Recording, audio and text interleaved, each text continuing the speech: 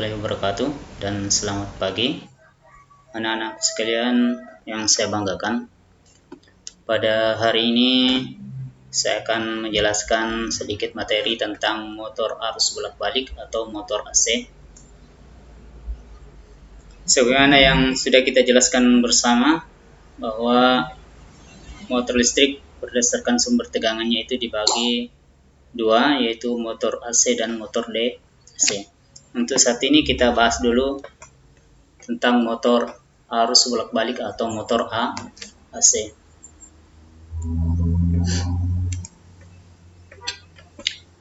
Anak-anakku sekalian yang saya banggakan,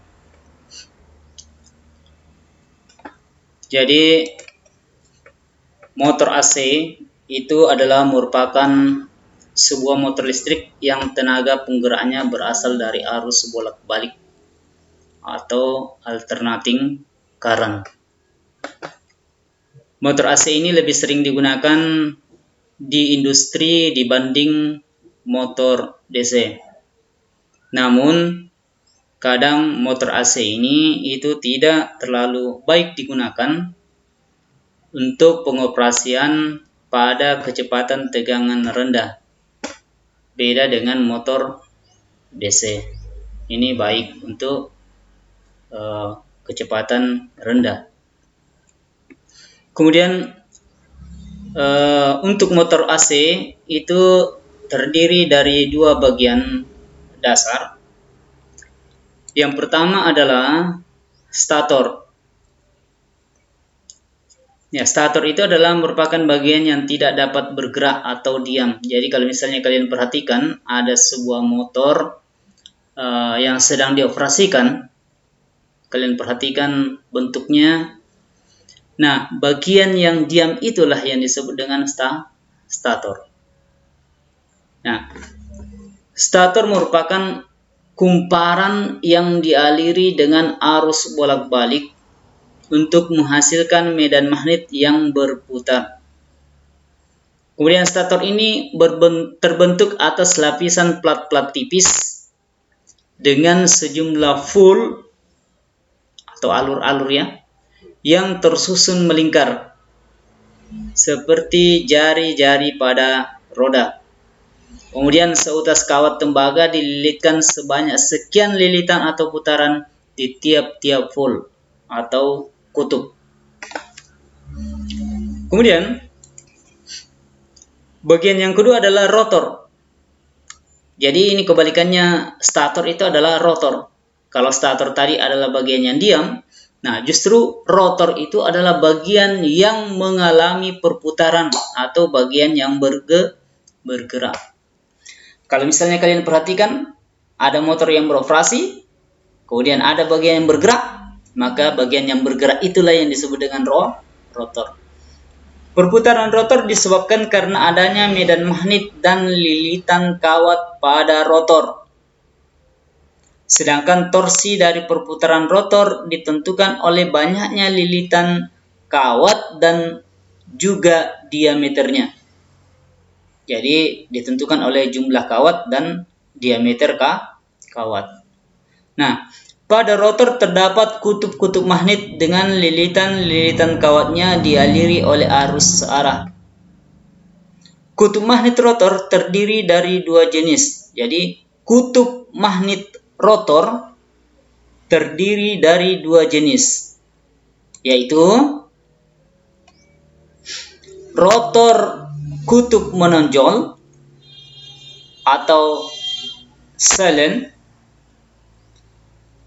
yaitu tipe yang dipakai untuk generator kecepatan rendah dan menengah.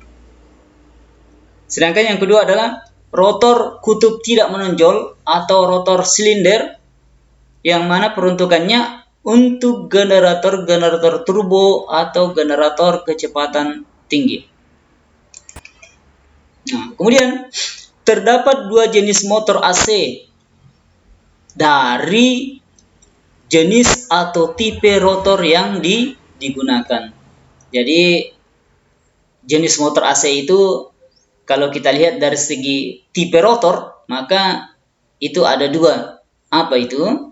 Yang pertama adalah tipe motor induksi atau motor asinkron. A artinya tidak, sinkron artinya serempak. Jadi asinkron adalah motor tidak serempak atau sering diistilahkan dengan motor induksi.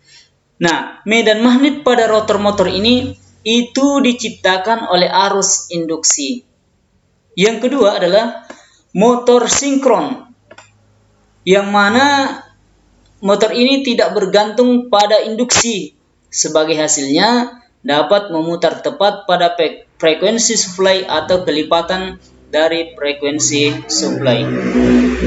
Nah, untuk lebih jelasnya kita akan membahas mengenai apa itu motor sinkron dan apa itu motor asinkron atau tak serempak atau induksi. Oke, kita lanjut. Nah, sekarang motor induksi. Motor induksi merupakan motor listrik arus bolak-balik atau AC yang paling luas penggunaannya di lapangan. Ya. Kemudian penamaannya berasal dari kenyataan bahwa motor ini bekerja berdasarkan induksi medan magnet stator ke rotornya.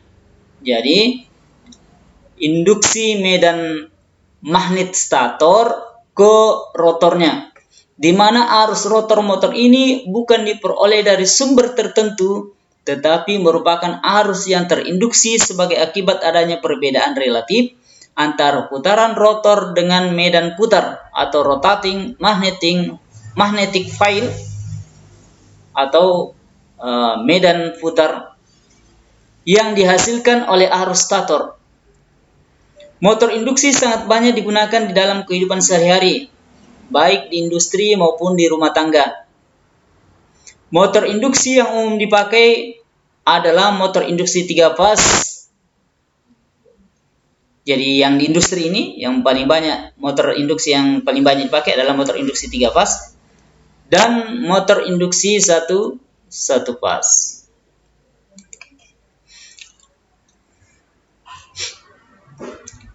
Kalau motor induksi 1 fas itu dioperasikan pada sistem 1 fas.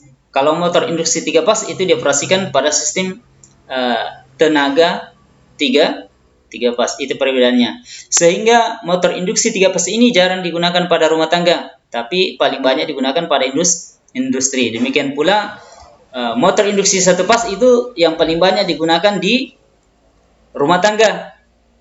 Karena hanya disuplai pada tegangan 1 fas. Kalau yang 3 fas tadi tidak bisa digunakan di rumah karena tegangan yang masuk ke rumah itu hanya 1 fas, seperti suplai 3 fas tidak ada, sehingga motor 3 fas tidak bisa digunakan. Kemudian untuk penggunaannya sendiri, motor 1 fas itu sering kita jumpai pada peralatan rumah tangga seperti kipas angin, lemari es, pompa air, mesin cuci, dan sebagainya. Karena daya keluarannya itu sangat rendah.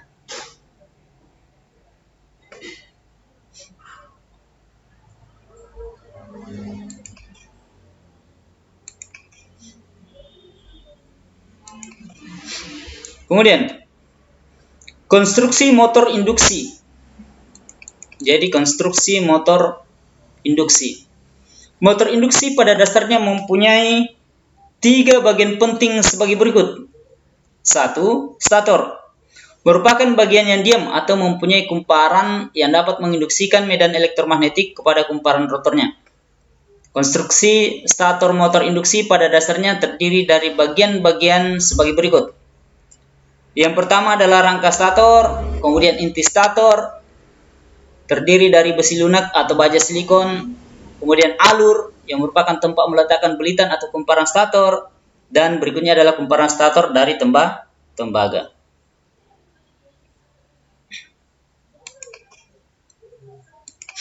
Kedua adalah celah.